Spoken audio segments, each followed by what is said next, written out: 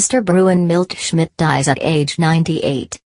The Bruins have lost an icon. Milt Schmidt, the man known by many as Mr. Bruin, died on Wednesday at the age of 98. At the time of his death, Schmidt was the oldest living NHL player. Elected to the Hockey Hall of Fame in 1961, Schmidt was the only man to serve the Bruins as player, captain, coach and general manager throughout his storied career while providing a gentlemanly presence to the organization for over 75 years. Schmidt won 2 Stanley Cups as a player and, after a less successful run as a coach, he oversaw as general manager the rise of the Big, Bad Bruins of the late 1960s and early 1970s. Born and raised in Kitchener, Ontario, Schmidt started with the Bruins as a teenager in the 1936-37 season and remained with the organization throughout his playing career, playing 776 games with the Bruins. Schmidt was the Patrice Bergeron of his day, specializing in stellar two-way play from the centerman position. His retired number 15 hangs from the rafters of TD Garden. Schmidt joined 2 of his junior teammates from Kitchener, Bobby Bauer, and Woody Dumart, to form what would become known as the Kraut Line. After being a part of the Bruins Stanley Cup winning team in 1938-39, Schmidt led the NHL in scoring in the 1939-40 season, notching 52 points in the old 48-game schedule. Schmidt's Bruins, who also boasted future Hall of Famers Bill Kelly, Dick Clapper, and Frank Brimsk, won the Cup again after the 1940-41 season and appeared to be a dynasty on the rise. But with the outbreak of World War II, that all changed. The entire Kraut line had joined the Royal Canadian Air Force and were set to go off to serve in February 1942. In their final game before going into the service, the Bruins and the Kraut line thumped the rival Montreal Canadiens. After the game, the Bruins and Canadiens came together and hoisted each member of the Kraut line on their shoulders and carried them off the ice as the Garden crowd sang Auld Lang Syne in one of the most moving demonstrations of respect the game has seen. During the war, Schmidt served at an airfield in northern England, giving instruction to pilots on how to survive being shot down over water. Schmidt lost 3 prime years of his career to the war service, and when he and his line-mates returned, they had to adjust to the introduction of the Red Line, which was instituted in 1943. But soon, Schmidt's career would take off once again. After the 1950-51 season, Schmidt was the recipient of the Hart Trophy as the league's most valuable player. After his final season as a player in 1954-55, he went right into coaching. In 2 of his first 3 years as coach, his teams went to the Stanley Cup Finals in 1957 and 1958, losing both times to Montreal.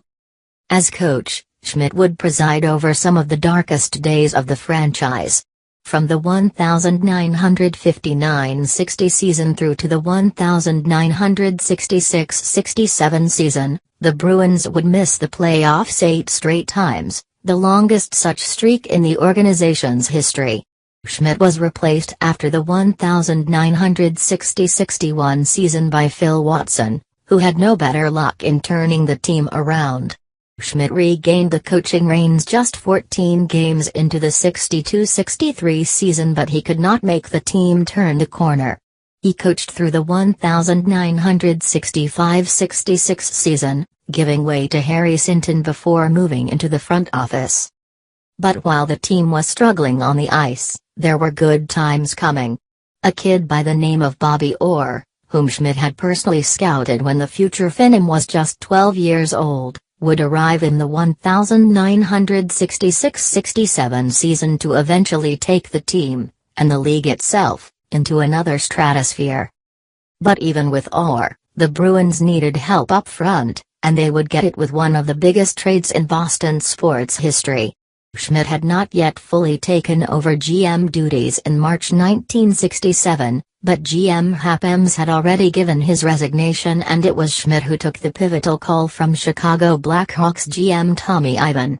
The two teams had been trying to work on a deal for some time and, on this particular call, Ivan threw a new name into the mix, Phil Esposito, who had just finished an unproductive playoff run with the Hawks.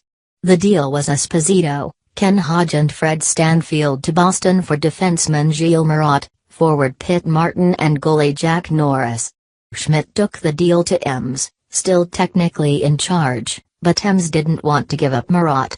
So Schmidt took the proposal to owner Weston Adams, Sr., and he allowed Schmidt to pull the trigger on the trade, which turned out to be one of the best in Boston sports history. Once the NHL's doormats, the club would become known as the Big, Bad Bruins, one of the most beloved sports teams ever in this city. Schmidt oversaw the team as GM for the team's 2 cup wins in 1970 and 1972.